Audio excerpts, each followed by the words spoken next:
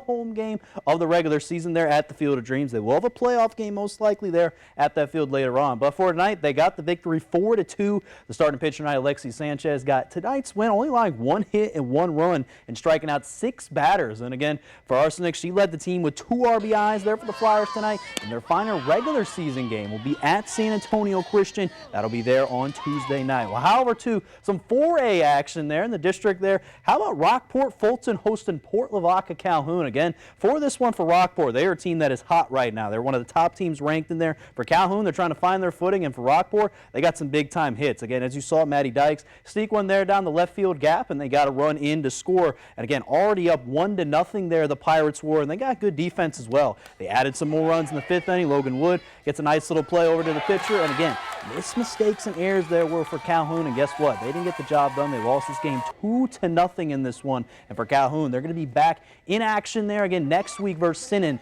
Finish off the season. Over to some baseball where the Victoria West Warriors face the Terry Rangers tonight at Riverside. And by the time I arrived here, this one, West was already up 18-0. Again, they were taking care of business again at the bats. And guess what? At the plate, because Dominic Martinez, you probably remember that name, was the starting quarterback for West this past season on the football squad. But guess what? Now he got a no-hitter tonight against Terry, and guess what? For West now, an 18-0 win. They now proved to 7-3 overall in district, and they're back in action versus Fort Bend Marshall, which for Victoria East there, if you want to know, they won that game tonight. They're 20-0 over Fort Bend Marshall. So again, both Victoria schools doing well at the baseball area. Over to Edna, battle of Tidehaven in baseball in 3A action, where Tidehaven looking to keep momentum going there versus Edna, and they would get the win 9-5 there at Edna. Jenkins Duran and others got some big-time plays, also Tristan Galvan. And again, for Tidehaven, they're going to keep the momentum going as well into next week. Over there, Palacios was facing Industrial there on the road at Industrial High School, and the Cobras,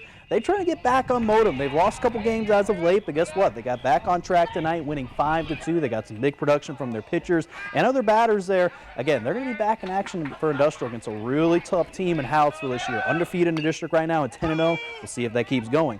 In the next, over to some track and field news, where yesterday the Shiner